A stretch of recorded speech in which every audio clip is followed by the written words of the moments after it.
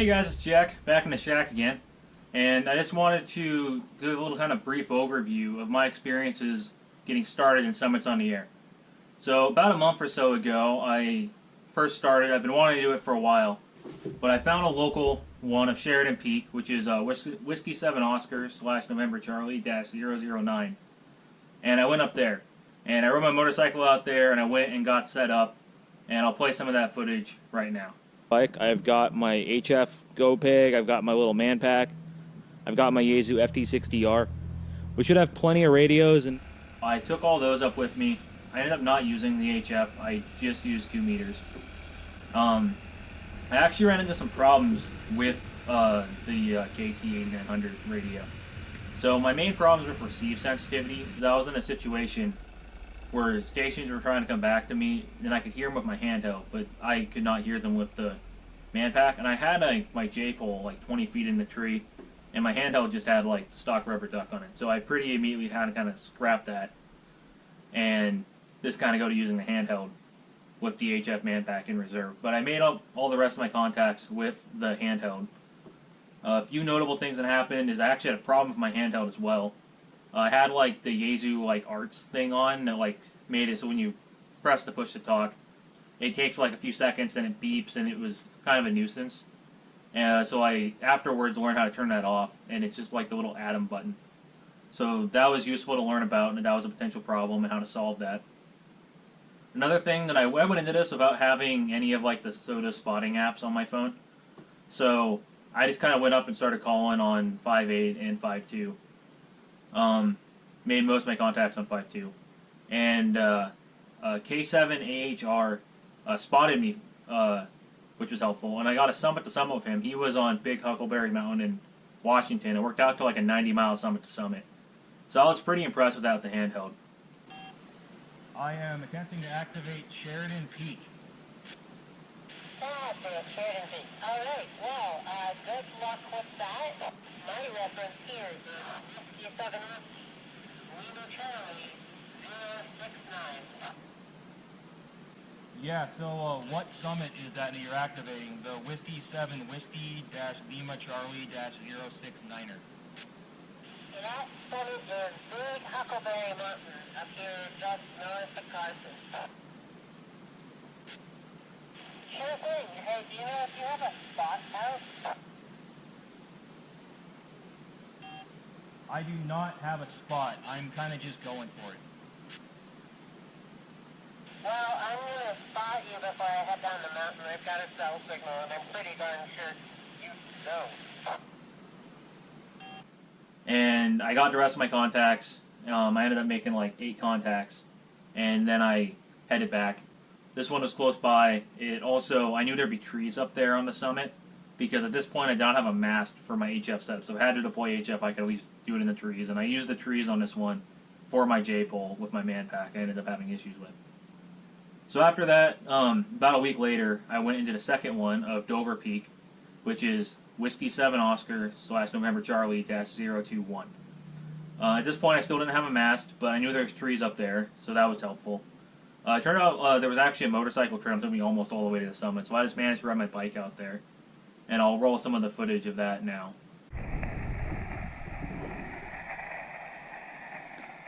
So I'm set up here on summit, Whiskey 7 Oscar / November Charlie -021. I have my off-center fed dipole ran through the trees up here. And I'm set up on my FT818. I didn't have my camera going, but when I first got here, I heard another summit on the air station. It sounded like they were about maybe 30 miles or so away from me. And I got a summit to summit on a 2-meter handheld with them. That was November Romeo 7 Yankee. I got my contacts on HF on both 20 and 40 meters. And after that, I also chased a guy who was on a summit in like eastern Washington. So that was a few hundred miles away from me. And we managed to get a summit to summit contact as well.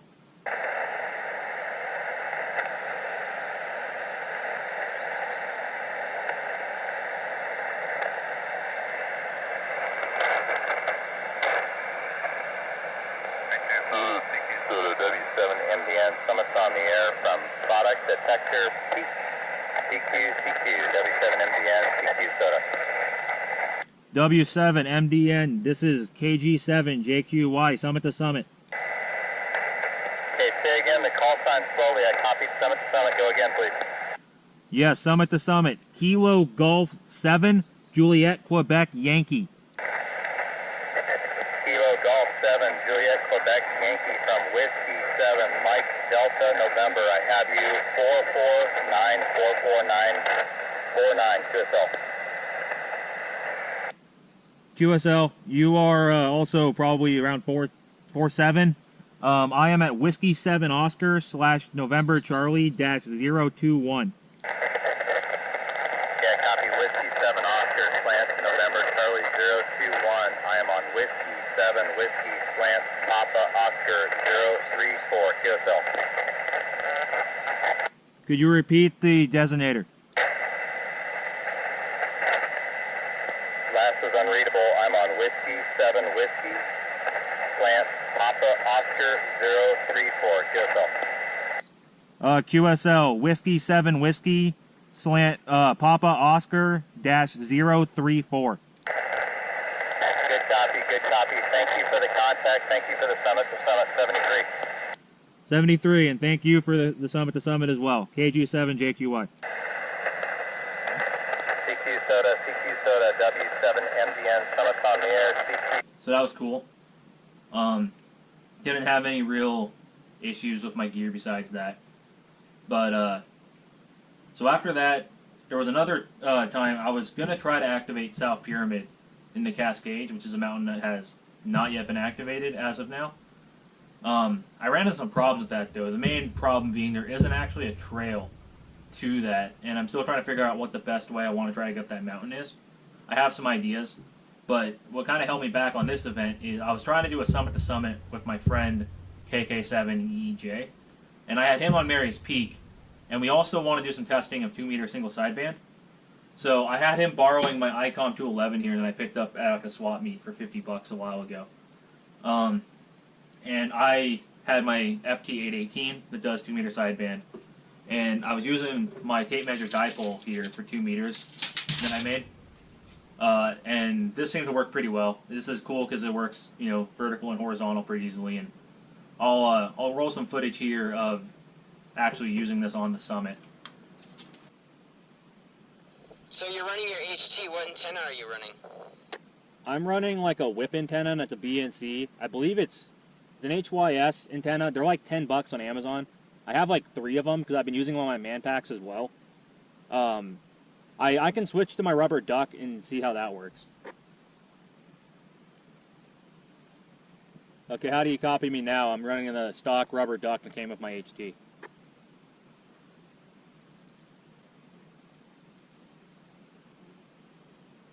You sound great. There's someone else on the frequency. I don't know if you could hear them better than I could. Yeah, I've heard no one else. Let's QSY to, I guess we'll go to 1464. So I just used my lens-added compass and shot an azimuth to you, and I'm calling your azimuth, my azimuth to you as 265 degrees. So subtract 180 from that. My magnetic direction view should be right at 85 degrees.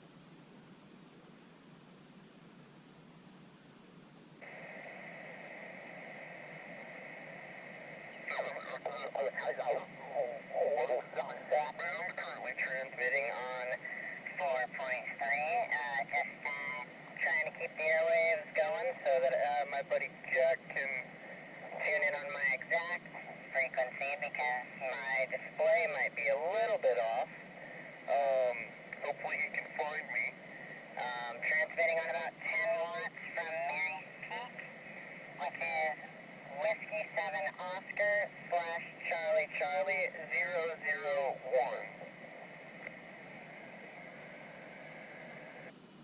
Kilo Golf 7, Juliet, Quebec, Yankee. Are you able to hear me over there, Kurt? Yes, I can hear you. You are a little bit low. Yeah, you're a little bit high for me. Don't mess with your radio. Let me tune mine, and I'm going to try to get a little bit more true to life. I was having a hard time tuning in, so do another string, and I'll try to get you true to life. Yeah, this is a lot closer. Yeah, you're still a little distorted for me, but I can hear you just fine. I mean, you're 5'9" to me.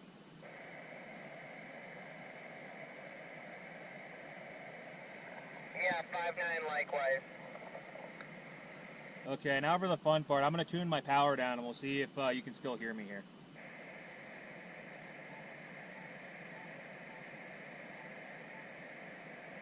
Kilo 7, Echo Juliet. This is Kilo Golf 7, Juliet, Quebec Yankee. Do you copy?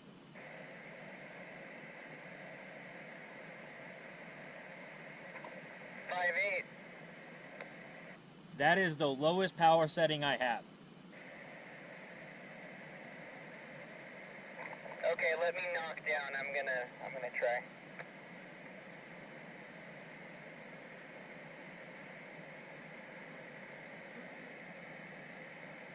Alright. Kilo 7, Echo Juliet, looking for a signal report. Yeah, Kilo 7, Echo Juliet. You were still at like S8, S9 on my radio. Kilo.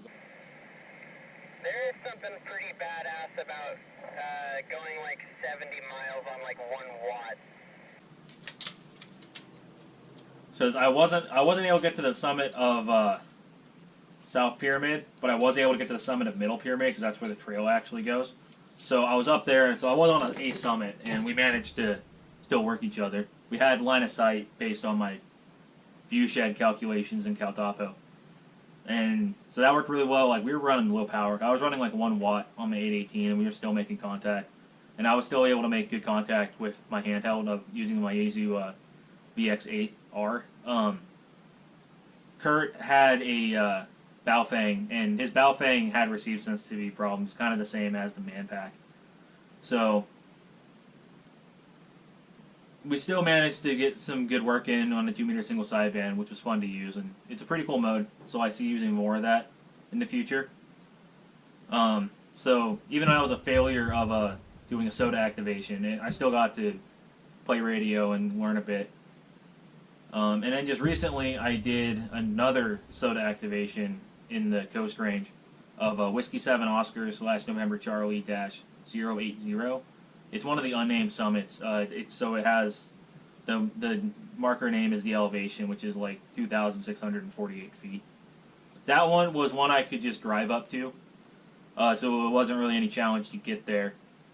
And I went to this one because I was trying to show my cousin who was interested in getting into ham radio, kind of SOTA and how it worked, and that was an easy way to do that.